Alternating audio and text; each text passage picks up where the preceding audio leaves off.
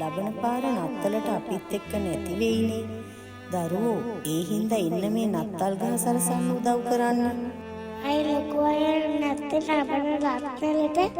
ඇයි චූටි පුතේ ලොකු අයියා කැම්පස් යනවානේ. එතකොට ඉතින් නිවාඩු තිබ්බොත් එන්න පුළුවන්.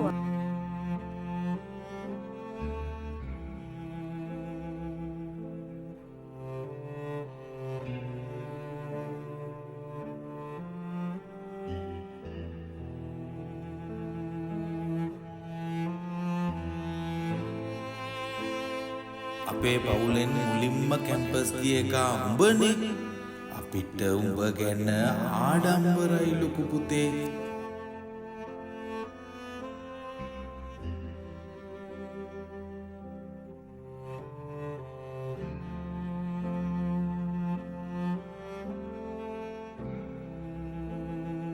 අයියේ ආයි එනකොට මට ලොකු ටෙඩියෙක් අරන් එනවා කොහලෝ.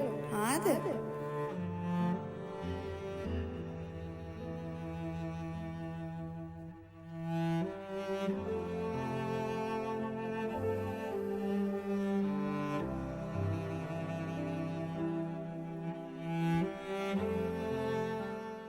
මෙන්න දැන් ලැබුණු පුවතක්. දිවයින්ට පැමිණි දික්වාසොලි කුණාටුව හේතුවෙන් මියගිය සංඛ්‍යාව 576ක් දක්වා ඉහළට. ඒ අතර 336ක් තවමත් අතුරුදම් බවට වාර්තා වෙනවා.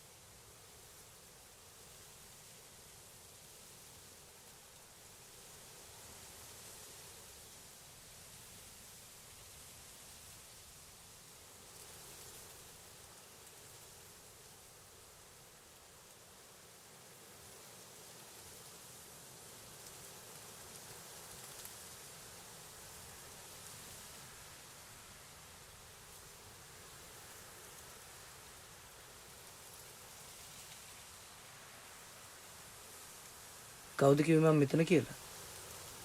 කවුරුත් කිව්වේ නෑ බං. මම උඹ හොයාගෙන බෝඩිමට ගියා. උඹ එතන නැති හින්දා මම පල්ලියට ගියා. උඹ නැතුව උදේ සාවි කතා කරලා විස්තරේ කිව්වා. මං ඒ පාර උඹට ගත්තා. උඹ කෝල් ආන්සර් කරන්නේ නෑ.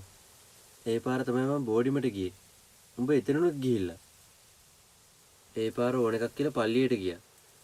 පන්සල නම් පුරුදුයි. ඒ ජීවිතේ පල්ලින වතාවට පල්ලියකට කියලා ගිය පාර උඹලා ගෙදර නත්තලට ආපු දවසේ.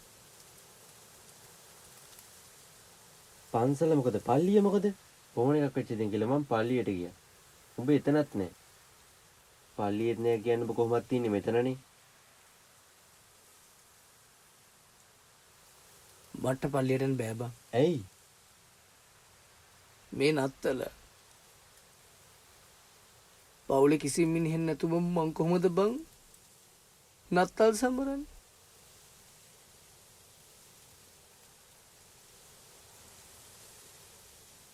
පල්ලියට ගියාම මට ගෙදර මිනිස්සු කතා කරනවා වගේ ඇහෙනවා.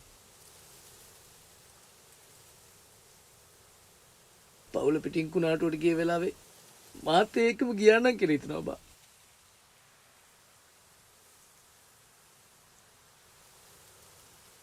මට චර්ච් එකට යන්න බෑ බා. මට චර්ච් එකට යන්න බෑ.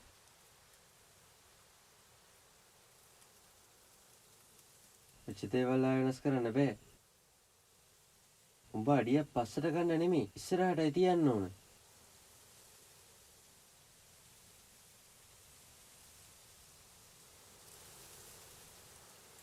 උඹ එහෙම කිව්වට නත්තල කියන සතුටේ සංකේතය බං.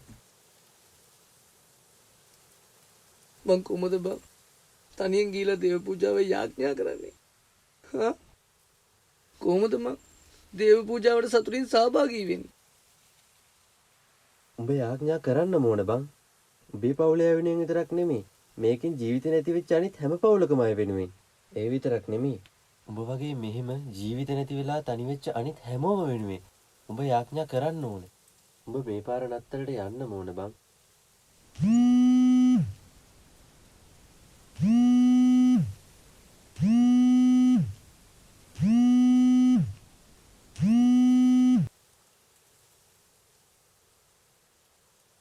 හලෝ මොහමඩ්. ප්‍රශ්නයක් නැහැ. මිනිහා ඉන්නවා. අපි මේ වැව ළඟ ඉන්නේ. හරි කොහෙවත් යන්න ඕනේ නැහැ. උඹලා හෙට වරෙන්කෝ. හරි බුදු සරණයි.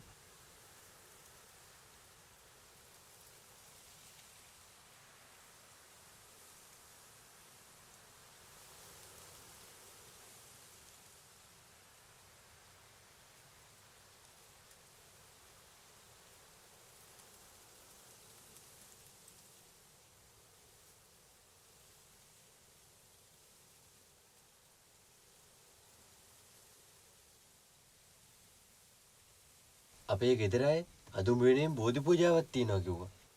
අපි අම්මත් කෝවිල් ගියා බං. උඹලා වෙනුවෙන් කන්න ලව් කරන්න. අපි ගෙදර ඇතුද පල්ලියෙන් ඉන්නේ බං. උඹ වෙනුවෙන් අල්ල දෙයියන්ගෙන් ඉල්ලන්න. අපි හැමෝම මේ පාර නත්තලට උඹත් එක්ක ඉන්නවා.